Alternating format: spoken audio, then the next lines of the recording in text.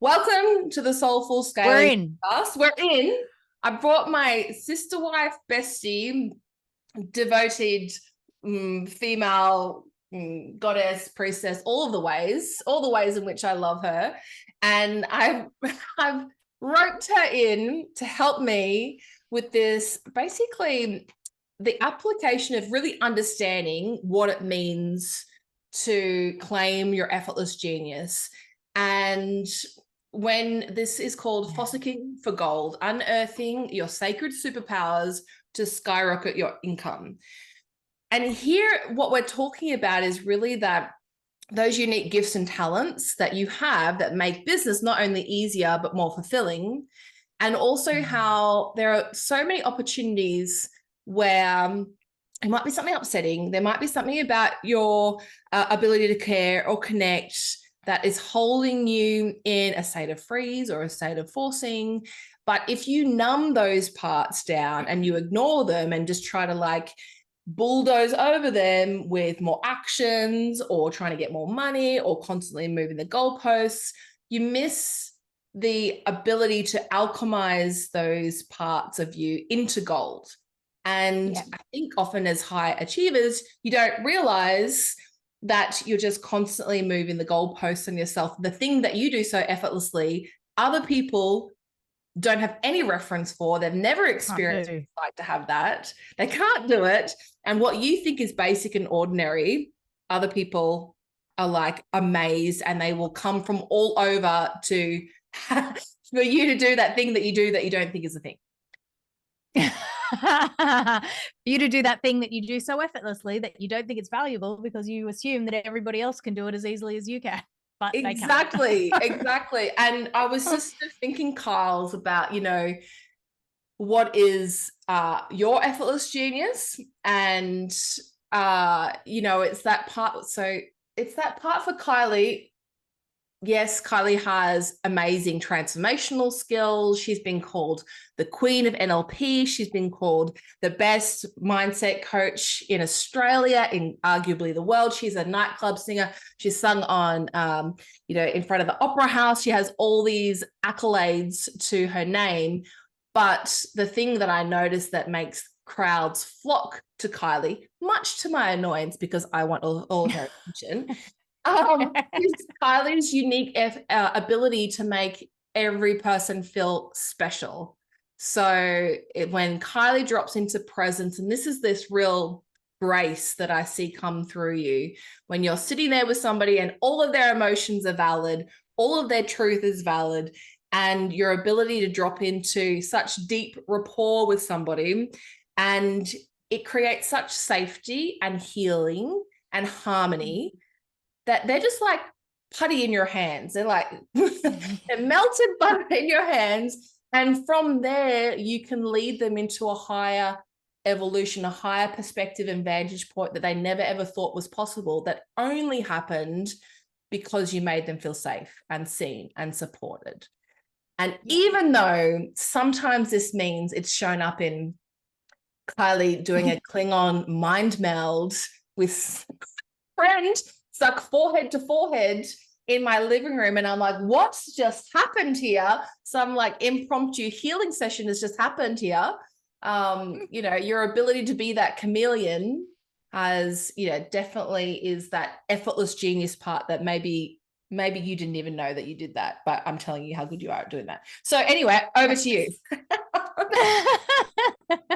I think that's it. It's like when you said that, I was like, oh yeah, that is what I do. And it's that, deep, focused healing presence that I love, having with my clients and with my partner and with my kids. Like when I put my favorite time of the day is when I put my kids to bed at night, and I will lie down in bed with them or sit with them and cuddle. And so with each of them, I'll stare into their eyes and we'll listen to one of their songs for their bedtime song. And I'll just cuddle them and tell them how much I love them. And, they can tell me all the things of their day. But it's like that 5 minutes of playing that song and having that total focus presence with each of them. That's my favorite part of the day. And I love those conversations that we drop in on. But I think when you said that, I was like, oh, I didn't even realize that that was, of course, it's like, oh, that's the Realize. effortless part. It's like, oh, I didn't even realize that I was doing that. Oh, yeah, not everybody does that. Oh, that's right. Yeah. So I think that's the hardest part with your effortless genius, is because you do it so invisibly, and it's such an embodied part of who you are and just how you show up to the world, that that it's hard to see it from the inside. And so, you know, I would say about you that one of like your effortless genius is around holding power and just being in that empowered, like being that powerful woman, and holding that power and helping others discover their power in the reflection of them seeing yours. You know, like that's one of the key pieces that's come through. And I remember like back when we were doing weight loss mindset stuff, because that's how we found each other, right, around weight loss mindset things. And then we like became business besties, and then we started collaborating, and because we were just saying the same things in different ways. It's like, we're saying all the same things, let's do it together. But when we realized that you were like doing high performance coaching for women, helping them find their power in their bodies, and then when we were shifting to high performance in business, it was like helping people find their power in business. And so that part of helping people find their power, it was just like, where am I directing this effortless genius of helping people find their power? Yeah.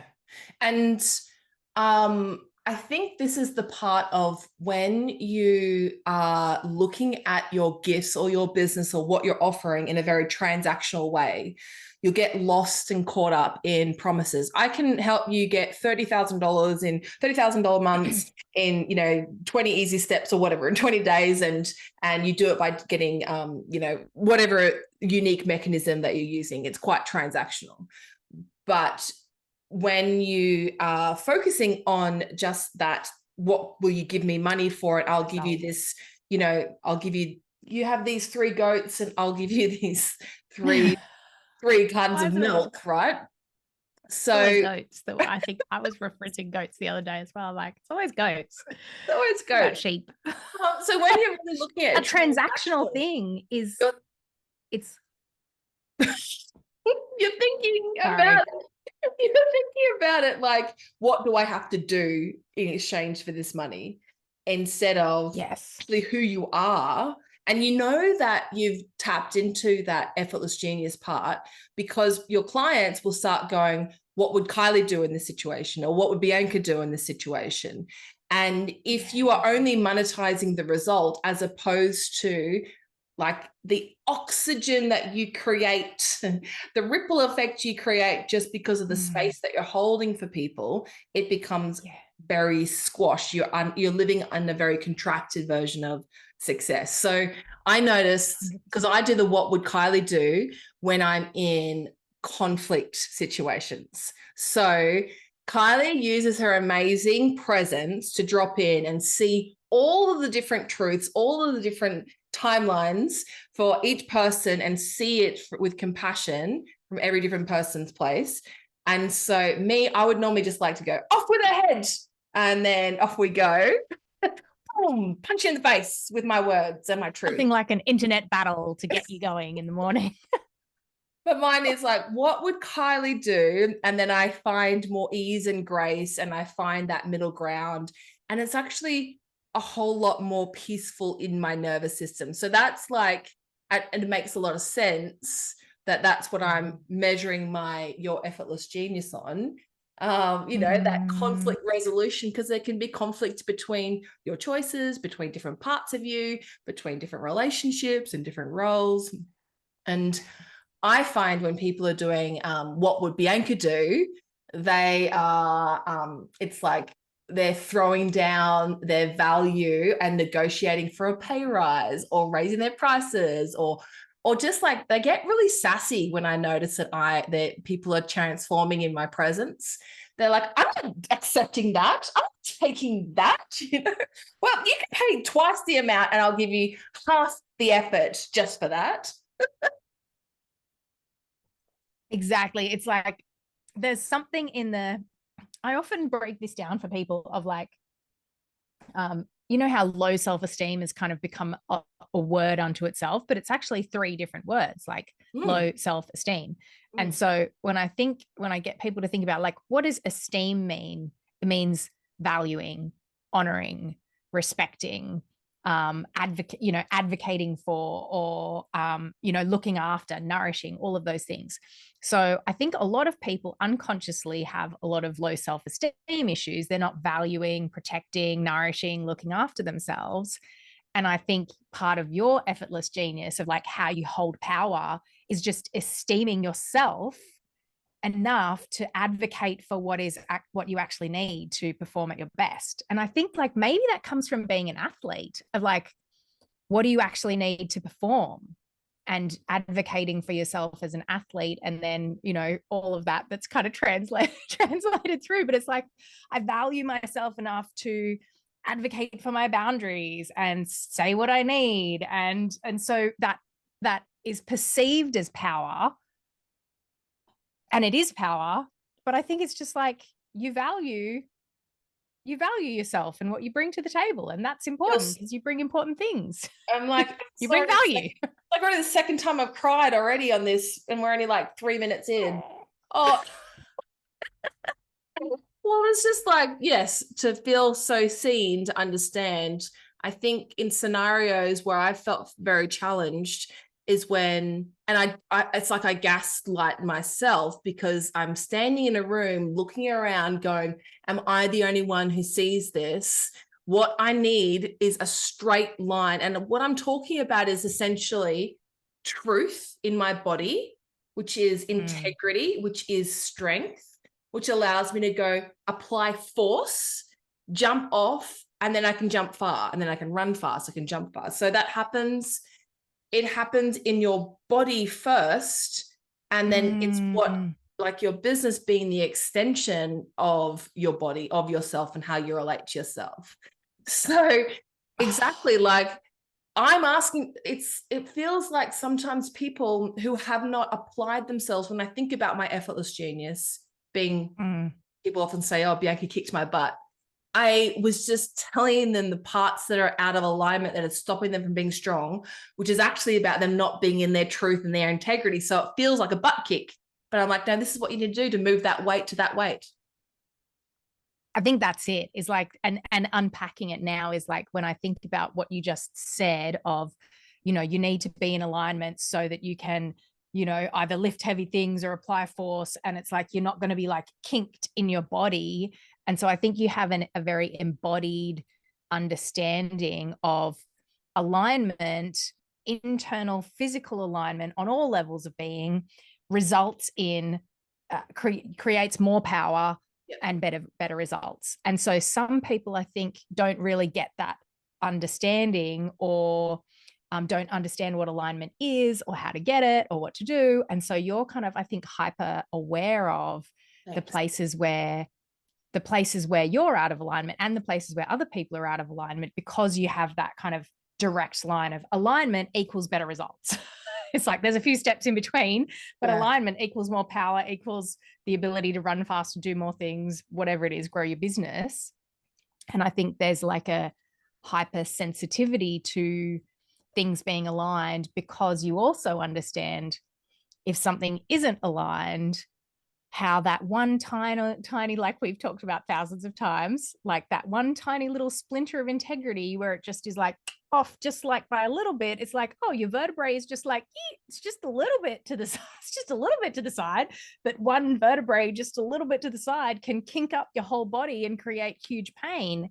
And similarly, one tiny little splinter of integrity or misalignment can create a trajectory that can change your whole life, basically. And so you're very attuned to that, and you advocate for that in yourself and for others. I 1000% no, that was just like a big love letter to me. Thank you very much. And as you're Love you. talking, well, as you're talking to me, I love you too. As you're talking to me, I'm realizing like when you have integrity, it feels like you're in that vortex of, you know, looking at yourself in a mirror, in a mirror, in a mirror, in a mirror. It's all that psychedelic. And I'm realizing that you definitely would have been that mentor for me to move from transactional into transformational. And one of the big ways that you would have helped me do that was helping me open up to my more feminine energy, open up to more emotional mastery, more mindset mastery, but the concept of second order change.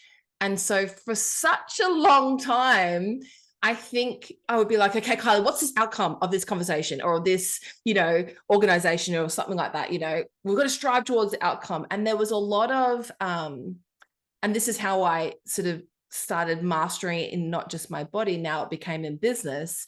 And I realized there was a lot of things where, you know, it's kind of like trying to move a weight with only your wrists. Right. So I'm going, come on, I've got to do wrist curls. I've got to do all this like tiny little action with small little levers. Trying to punch with your fist instead of your shoulder and your hip and your, like the whole thing. There was so much like anxious attachment to results. You know, I've represented earlier in 6 different sports. I'm addicted to the dopamine high of pushing yourself to get results. And I would often wonder why it's taking us so long to get to something. Why are we valuing these things that don't look like they get traction fast enough? But what you just were saying then about the trajectory, the exponential trajectory that happens when you have, when you're unlocking deeper parts of somebody has such a greater ramification of results. Talk to me about that. Yeah, well, it's interesting because, so just to kind of bring people up to speed on first and second order change. Right. So first order change is a change of the system, as a change within a system. So it's like you've got this business and there's a production line and you want the production line to go smoother and more efficiently. That's first order change. So you're running a distance and you want to run it faster. And so there's changes that you can make to, I don't know, to your shoes or to your running style or whatever to make it more efficient. And so most business coaching, most strategic coaching, most fitness coaching is a version of first order change. And it's very important and it's very valuable and it's highly, you know, it's a wonderful thing and it's helping people get better, more efficient at the thing that they're doing. What we're talking about is second order change, which is a change of the system. So this is what's called a transformational change. And so when you're making first order changes, then you will make you make one tweak and then you might immediately, you should immediately see the results of that shift, right? It's like you change the shoes and you can see, do you run faster or do you not run faster? And if you don't run faster, you change the shoes again or whatever it is. But within transformational change, often there is a death and rebirth cycle that has to happen to change the entire system. So it's like the classic caterpillar into a butterfly metaphor. And so one of the ways that I like to explain this to people is, you know, the caterpillar is feeling a longing for speed and it wants to feel the wind in its hair and in its little, I don't know, whatever it is, cilium that is on the thing and in its antenna. And it wants to go faster. And so it goes to someone who does first order change and says, oh, I feel this yearning to go faster and have the wind in my hair. And the first order change specialist says, okay, I've got the answer. You just need roller skates. We'll get 16 roller skates for you and you're going to go fast. You're going to feel the wind in your hair. It's like, you've got a problem. I've got an immediate solution that's going to answer that stated problem. But what's missed is, so a second order change specialist, a transformational change specialist, which you and I are now, and any kind of really good mindset coach, therapist, healer worth their salt should be doing second order change. And so they would hear that, hey, I want to go faster and think, what's the deeper issue here? What is the context of this being? Oh, I'm really hungry and I want to go faster. Oh, what's going on? What is this being? What is the context of their life cycle? Hey, this is a caterpillar that's wanting to go faster. Maybe it actually needs to slow down first so that it can go through the change that it is, you know, this impetus within it is wanting to make a change of some kind, but it's actually a transformational change that's required. And this is where the paradox of transformation comes in. So it's like the caterpillar wants to go faster, but in order to actually get the results that it really wants, the transformation that is truly possible, it needs to slow down. It needs to go within. It needs to actually dissolve itself and go into the cocoon and dissolve itself and become the butterfly, so that then it can emerge and go faster and farther and, you know, fly higher than it ever could before, because it's a different thing. And so that's the difference between first order change and second order change, just to kind of bring everyone up to speed, because it's vastly different. And what happens with second order change is that often there is a get worse before it gets better, or slow down to speed up, or go through, you know, intense emotional awkwardness and embarrassment of like, oh God, I was doing it the wrong way. Not the wrong way, but I was doing it the best way I knew before. And now I feel ashamed, and now I feel embarrassed, and now I feel awkward. And so that then becomes the impetus that gets alchemized into the change. But I think a lot of people, because of this kind of quick fix consumer society of like, here, buy this pill, get this thing, buy this lipstick, and it's your life's going to be totally different. We're not willing to have the grit to put in the work that's required and face the ego blows and the humiliation or the like loss of status that would come if we actually did the deep work of the transformational change. But what's on the other side of that, like the ultimate hero's journey after that death and rebirth, is your whatever it is that your next essence is wants to emerge. And that's the kind of effortless genius part. It's like the butterfly, you know, it's barely any effort to go fast and far and to fly high. But for the caterpillar to try and go as fast as the butterfly, it's a completely, like, there's no way that the caterpillar can go as fast or as far or as high as the butterfly. But it needs to go through that, you know, it's in Latin, it's called solve et coagula, dissolve and then coagulate. And so that's the process of alchemy, is dissolving and then coagulating, like after an alchemical process, into something new. And I think, oh, here's the point. I was like, oh, why am I talking about this? What is the point? I got lost for a second. I was just falling in love with you. I was like, just keep going. What is the point, Kylie? Okay, so here's the point, you guys. I think it's difficult for us to find our effortless genius or truly align to it without going through some kind of transformational change. Okay, yeah. Because we're so conditioned by society, by our upbringing, by our family conditions or our culture or whatever, to be a certain way.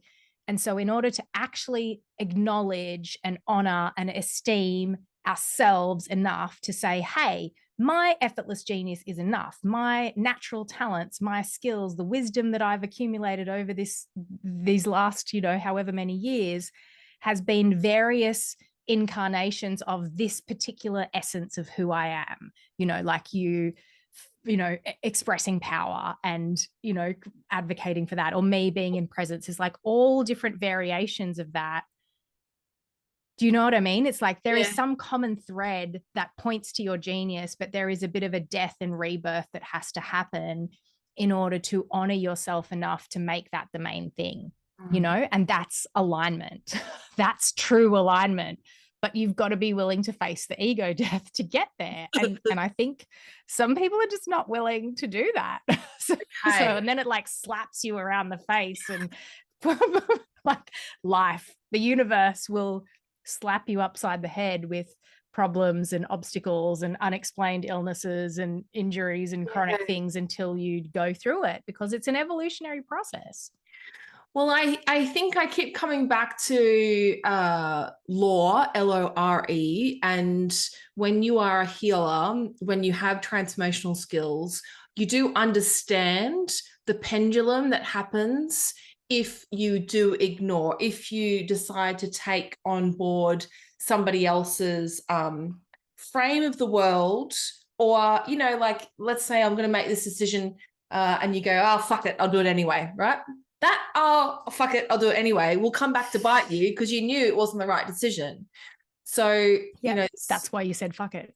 What you that's were why you fucking in said that moment, fuck the it. it that you were fucking when you said fuck it is the consequences It that you is. just kicked down the road for for your future self to deal with. Anytime you say fuck it, it's like you're setting up consequences down the road for you to deal with.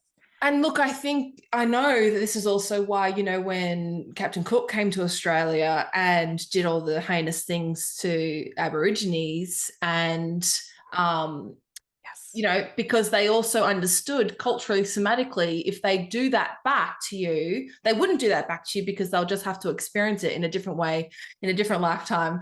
They'll still, the ramifications will go on, as we are living out ramifications still from colonization.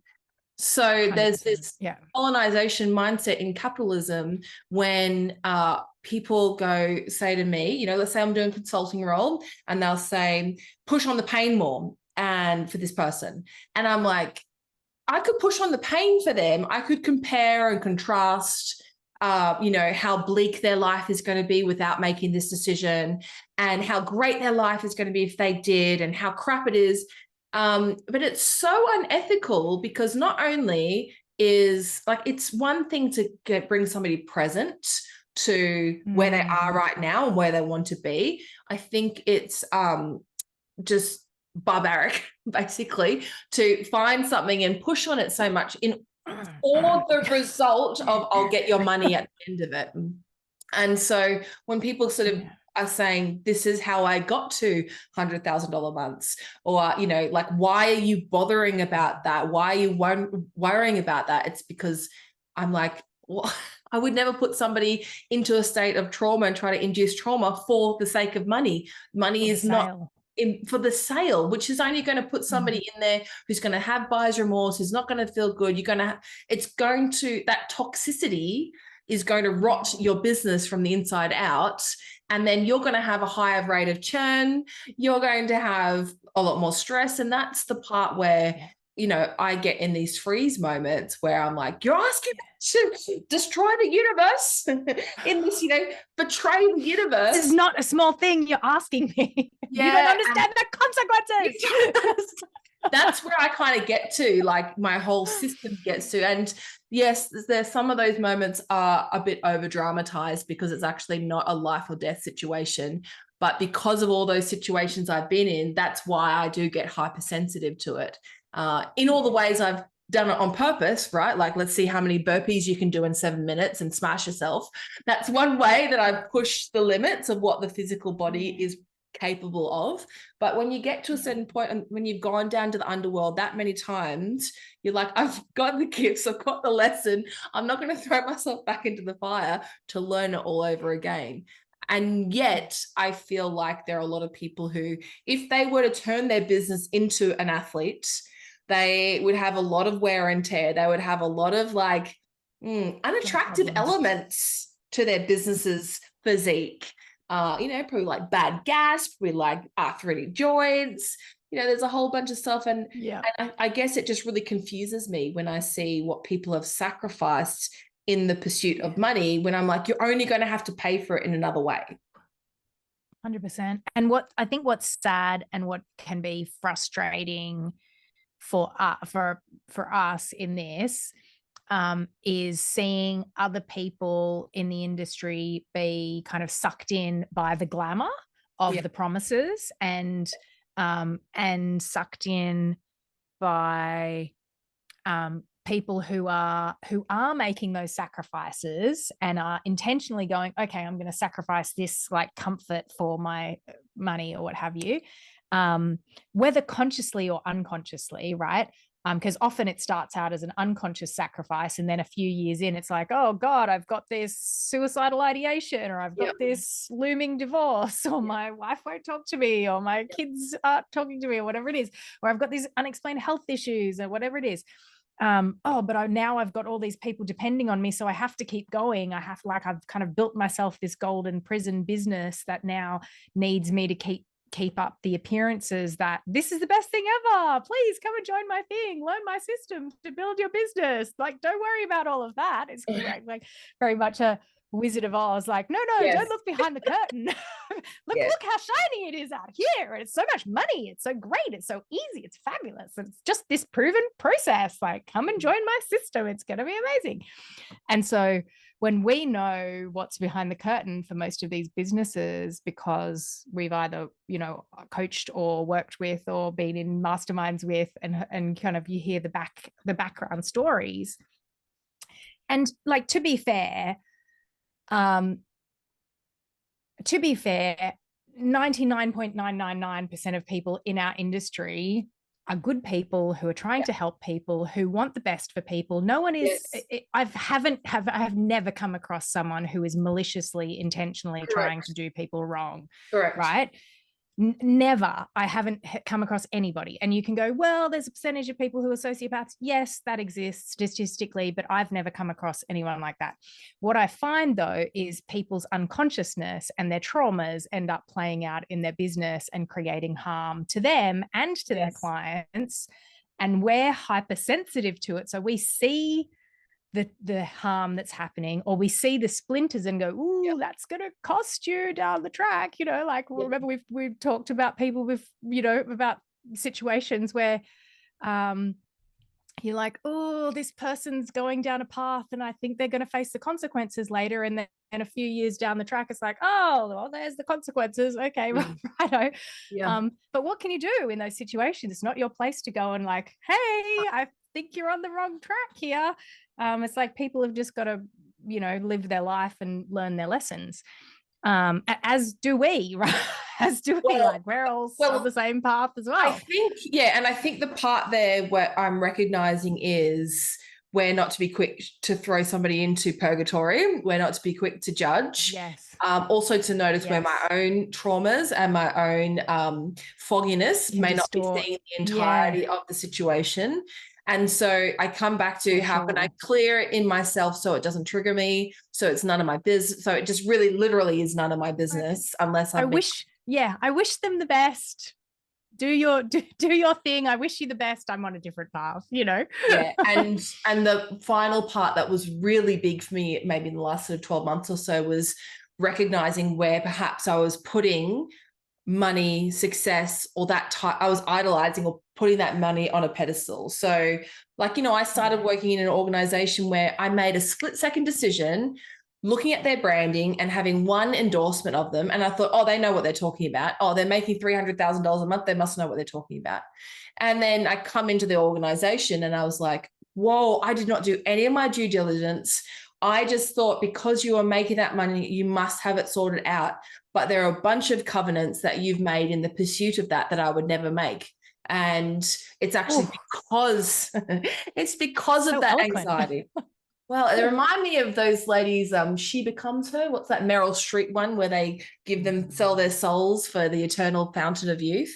It's very much that place of if you wouldn't replicate and imitate what they did in pursuit of that money, then you should not be coveting that money. It's like that doesn't need to take up space or real estate in your mind. Don't worry about it. And that's the part in me that I had to realize, you know, we've called it cashed up cockfight in all the ways in which I'm like, you know, oh, that guy, he said this and he's doing this, so he must know what he's talking about. It's like in all those internalized ways in which I've gaslit myself, that's the part that now I try to be more diligent in what I listen to.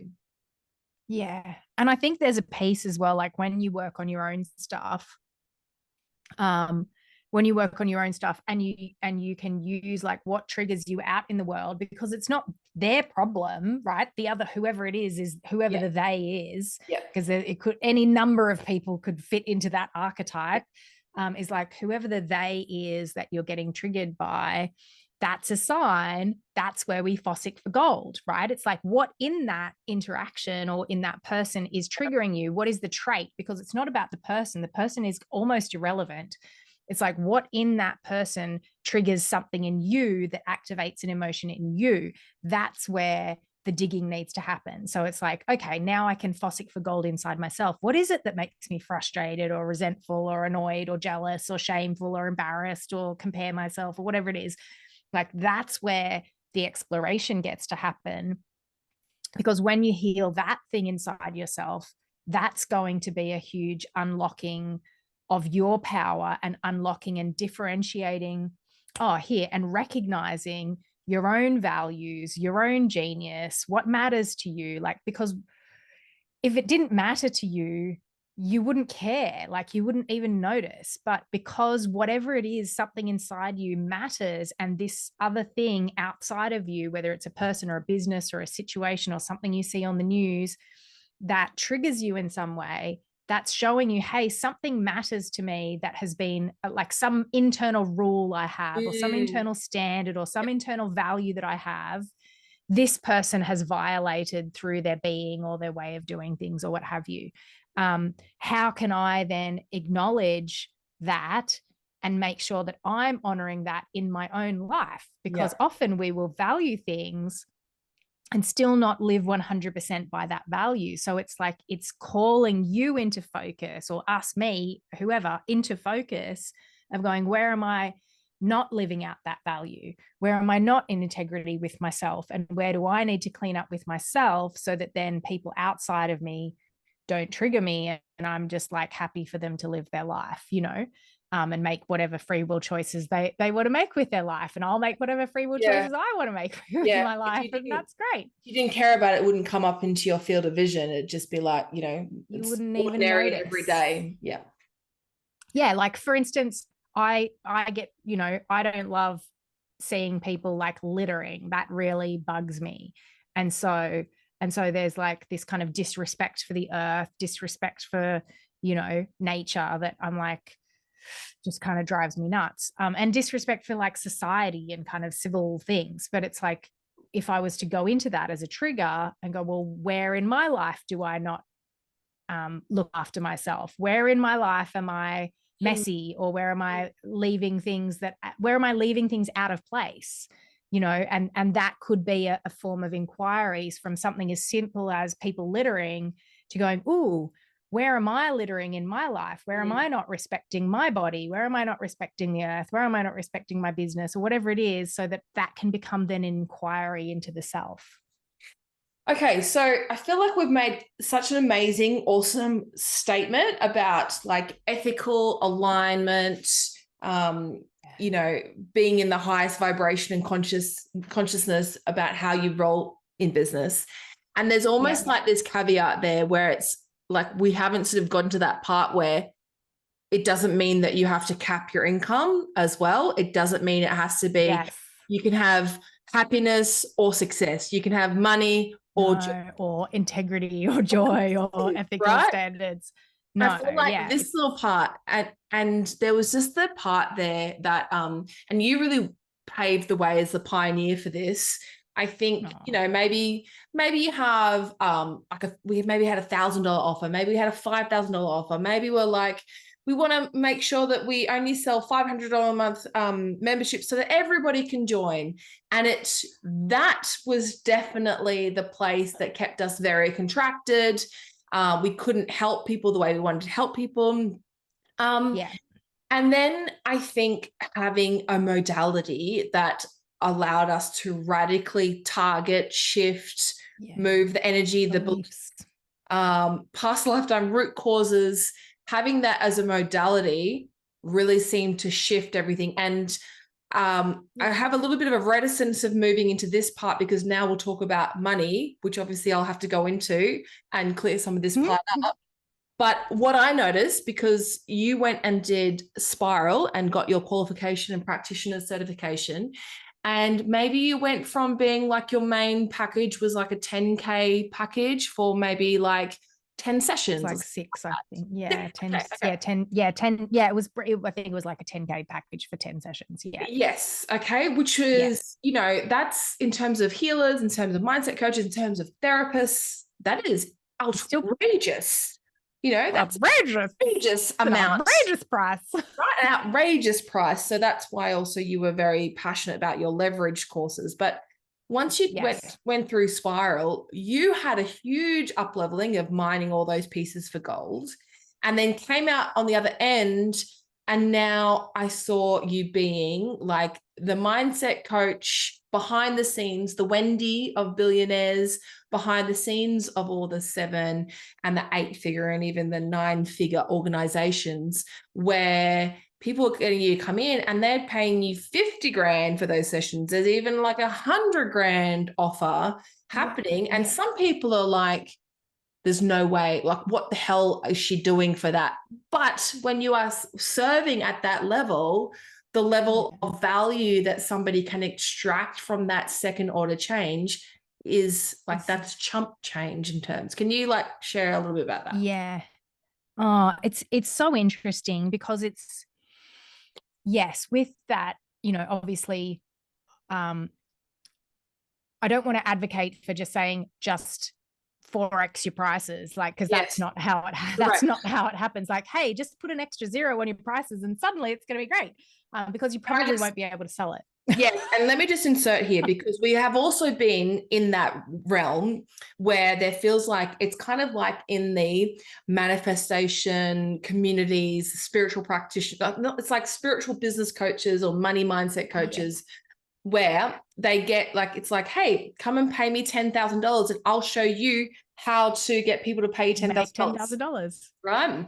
And then what happens is there's this spiritualized ego that blows up the price. And so suddenly now, and I've been there as well, and I've very quickly deflated that balloon, where you become numb to the prices that you're earning. So somebody might just pay it. And we've paid people 20 grand for their few sessions because the fact that they had the audacity to charge 20 grand. But what that does, it keeps the emperor's new clothing scenario going. Pricing bubble going. Yeah. There aren't actual legitimate skills, results, tangibility. They didn't. It's like just a gambler's mindset of, I'll throw 20 grand at you and maybe you can teach me how to get people to throw 20 grand at me. And that can go on and on and on and on until the bubble finally pops. And then that's when the big cancel culture happens, because it wasn't done on real inherited truth and foundations. So that's the caveat part in here. Yeah, it's not just adding zeros. Yeah, it's not just adding zeros. And the shift is, I didn't just like, so after doing Spiral, I did quadruple my prices. So I 4x my prices. And so it became a $20,000 package, and then it became a $40,000 package. And it wasn't that I just went, oh, I'm going to double my prices. I realized, and I really did some soul searching, because I was feeling resentful and frustrated not at my clients, but at the depth of transformation that I was facilitating for people would lead to them, saving their marriages, or, doubling or tripling their businesses. And like, I did one session with a guy and he was stuck on getting investments, and we did a manifestation around his investments, and he got a $500,000 check the next day that came out of nowhere. And I was like, God damn it. Like, what the hell? I'm not charging enough for this. Like, I'm legit magic. Yeah. And so that resentment was a sign that, hey, I need to investigate how I'm positioning myself to myself, so that then I can position myself more accurately to the world. And so then I did a little bit of like repositioning myself, and I utilized that archetype of the Wendy character from Billions. It was like the performance coach to billionaires. So I was like, if I can help anyone transform any issue with these skills, which I can, you could go down the path of going, well, I can help anyone do anything, and I'll charge $100 an hour and anybody can come to me. And that's a perfectly valid life choice. I chose, with young kids and with the type of impacts that I want to make, I was like, where can I apply my skills to have the maximum amount of impact on the world in a positive way? And that will have me working with people who I love working with, who can also value and pay me for a more effective, fair exchange for the value that I'm providing. And so I started shifting my positioning to work with higher successful individuals and entrepreneurs and CEOs and founders of companies, and speaking to the specific issues that they were struggling with. So I shifted my niche and I doubled my prices because I recognized that my skills were going to be better, more valuable, and more able to be valued by this other market. And so that was my kind of private coaching aspect, was in that. And so that was the shift that I made. And so, yes, it did it eventuated in me doubling my prices and then doubling them again, because the results that I was getting were like crazy with these people. So, it was already there. I've lost my earbud. Hang on a second. So that was the shift that made it. But it really happened because I started to value the magic that I was bringing, that was more than just like, it's not just clearing. I'm not just any old person doing this modality, like, like it's a commodity and anyone could do it exactly the same. Obviously, everyone who does it does a good job and everyone brings their own essence to it. But the particular mix of transformational skills and beingness that I was bringing, I wasn't fully valuing that in myself. But when I did, then other people were able to. It's really fascinating. And this is also the experience and the life experience that gives you that proximity. And there's a proximity that you have, a calibration that you have to important people in power, where, you're somebody running a $10 million business. You're the one that they DM in the, at 2:00 in the morning when they're stuck, right? That level of safety amplified in that moment. And it's not that you made up results that you weren't already creating. No. So fun. It was that it was already there. You just had to shift your own inner positioning and then own it, claim it, and communicate it as well. It's like communicate it with authority and conviction. Because I think the other thing I do probably as a teacher or as a, I don't know, some kind of person in this space, is I have a lot of inherent conviction about what I say, and I communicate with a lot of conviction. And I don't know, I've always done that. Maybe it's come from my mum. My mum also communicates with a lot of conviction. But I think people kind of say things like, kind of like saying it with a question mark on the end, like, I'm going to help you change your business. I'm going to help you. I can help you change your life. like I'm not quite 100% sure, but I'd like to. Whereas like, I can change your life. Like, if you come and work with me, you will be changed. Like, be warned. You will be changed. You will be changed. Like, don't come to me if you don't want to change, because I'm going to help you change. Well, I think this comes into the next part of it, of like, as a visionary leader, you're creating a vision that is higher, greater than the one that they have for themselves. So your actual, like, going through childhood and having spiritual experiences and not feeling seen and not feeling like you belonged. But it's like now people who have created a level of pinnacle of material success and wealth and have done it in a way that they've numbed themselves in the process, you do seem to be like that direct telephone to God, for the God experience. Like when I had that, I remember one of those sessions I had with you and I was like, whoa, it feels like I'm on out of space. I was like, oh, I've landed on the moon. Am I on drugs? Or like, we'd had one training and this is the essence that you've brought forward. And I thought, I'm like, it feels like I'm on drugs. And I was walking through the street and I wanted to shake people by the shoulders and go, do you realize how loved you are? That was the part that came. And that's because of your skills of helping somebody come up and see the perspective that you live at. And I'm just kind of making the comparisons because it wasn't far on. It was actually after my spiral training experience, and something actually really triggering happened in the training because, excuse me. Oh yeah. And look, it was, it's that same thing of your frequency, the energetic extension of the person holding the training. Some really weird tomfuckery happened where some of the comments of the crew got posted in the public chat of the training, and it said, Bianca is not asking for permission to, do this part. She's not, she's not following the rules, she's questioning the modality, and she's taking not enough time. So it's like literally there in the thread was all these things that are actually strengths Judgments. of mine. Yeah. But they're strengths of mine, and then They are. like she's being a renegade, she is like, and so it did actually disrespecting the teacher.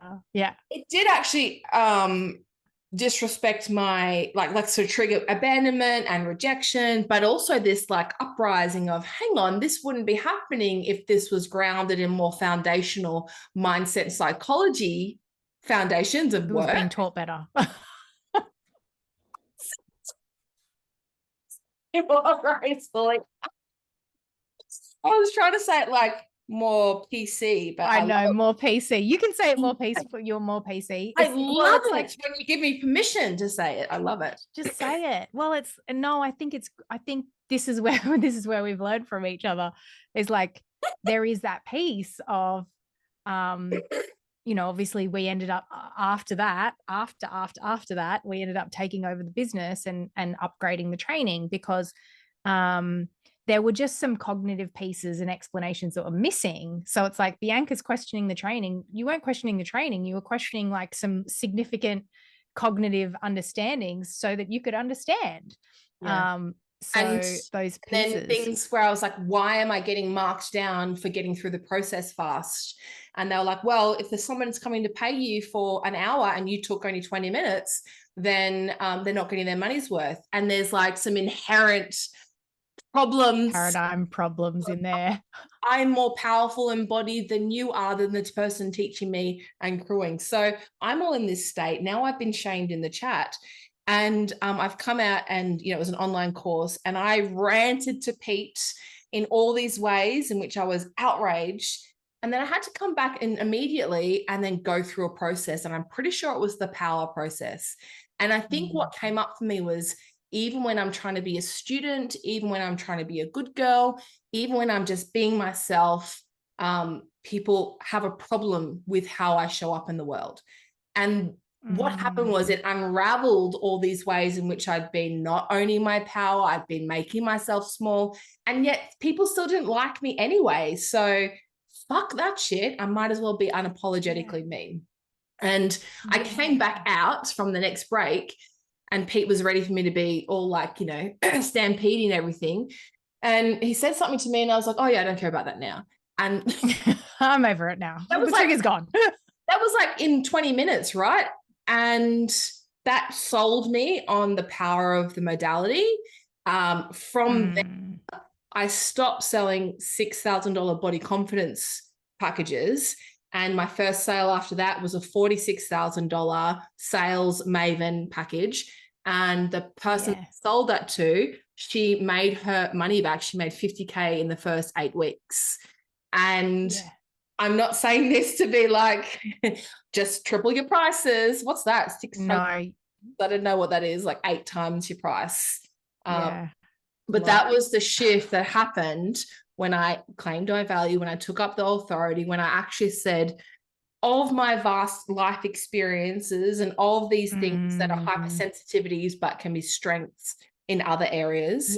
When I claimed that, then I had the momentum of truth, of integrity, of empowerment. I was able to apply force in the right areas, so I was able to skyrocket. So I skyrocketed my income, I skyrocketed my clients' income, and it's like once you get to that point and you know what it feels like there, you don't fuck around with the little tiny half-assed leaps.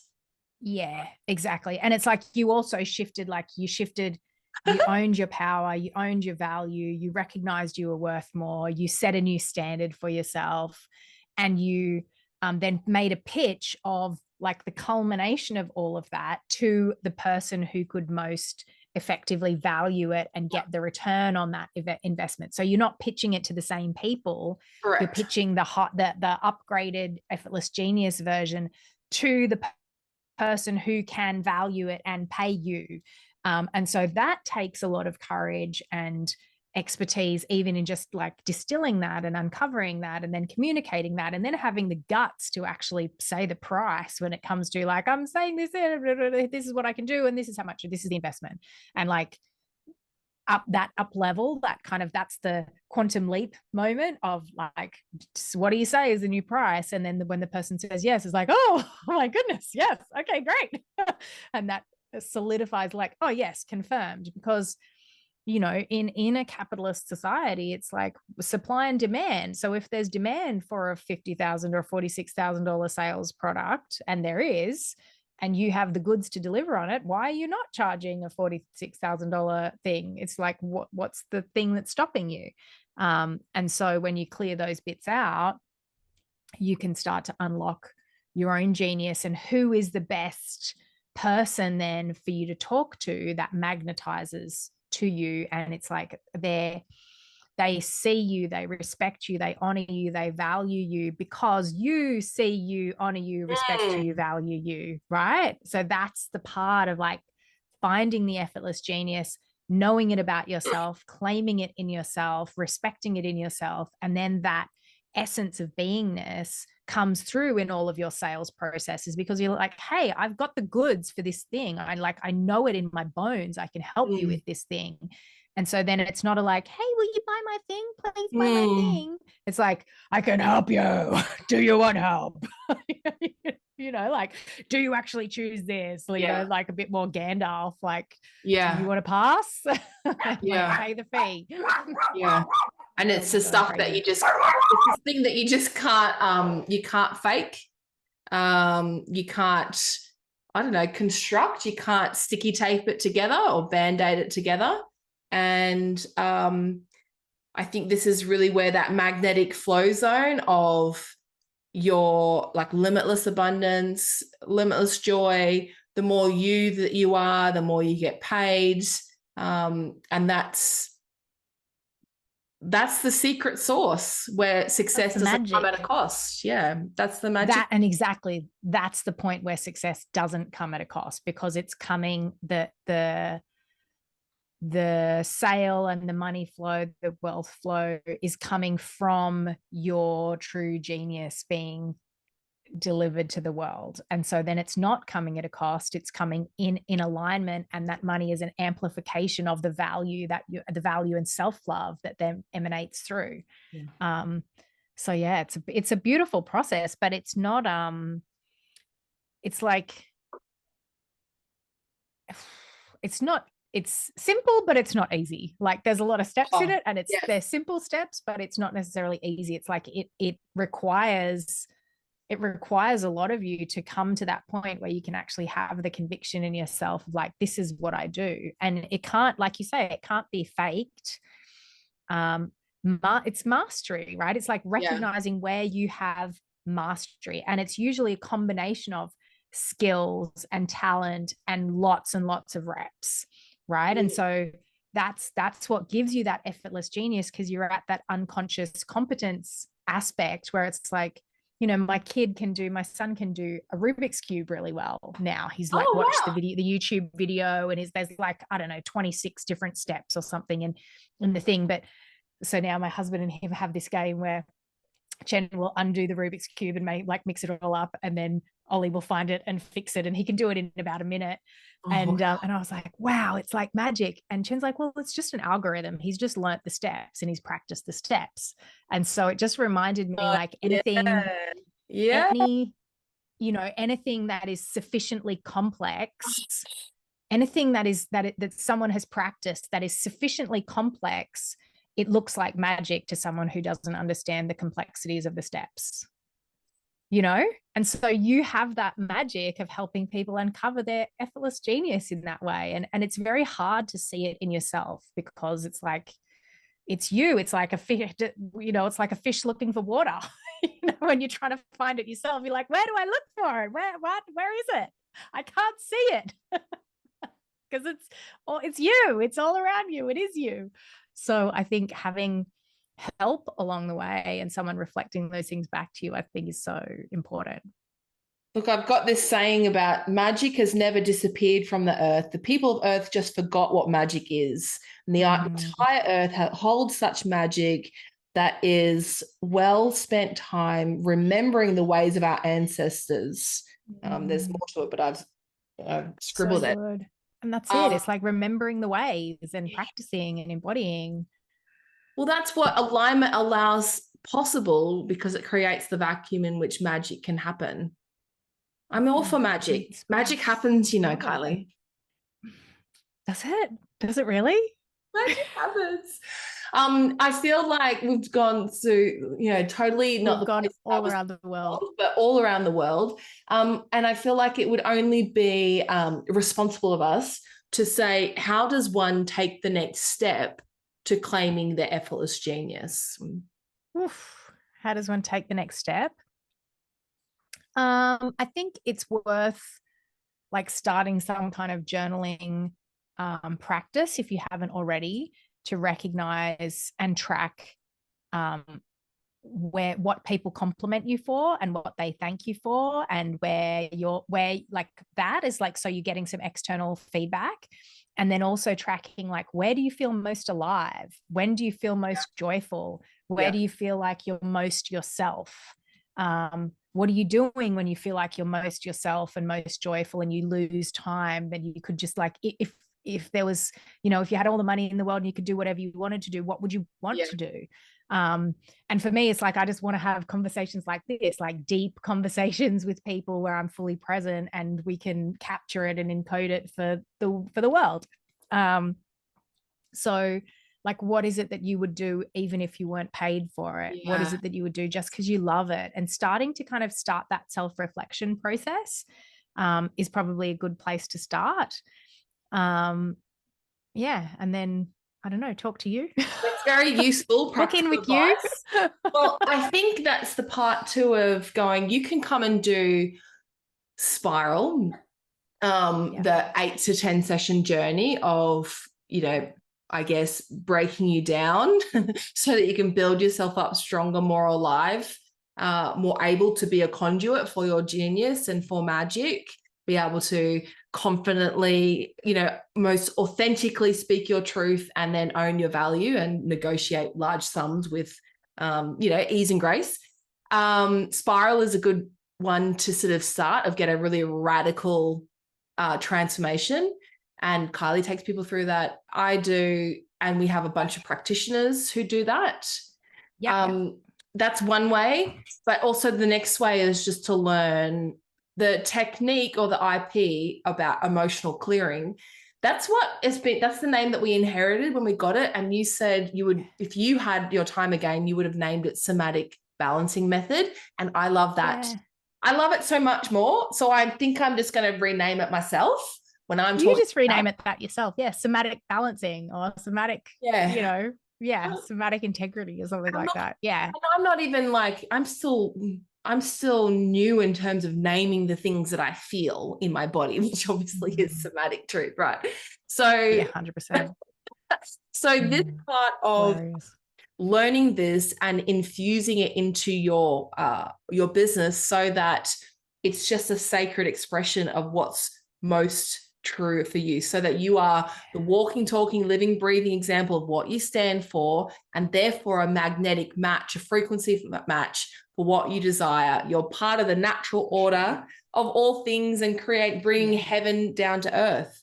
That's what we're doing here as a soul tribe of light workers, whether you're a leader, you're a coach, you're a healer, you're a practitioner. We're all having our own little parts in the ecosystem to bring that down. And we don't have to ingest the toxic capitalism ways of doing things. We can take a stand for us doing it in this way where success doesn't come at a cost. Money doesn't come from our sacrifice.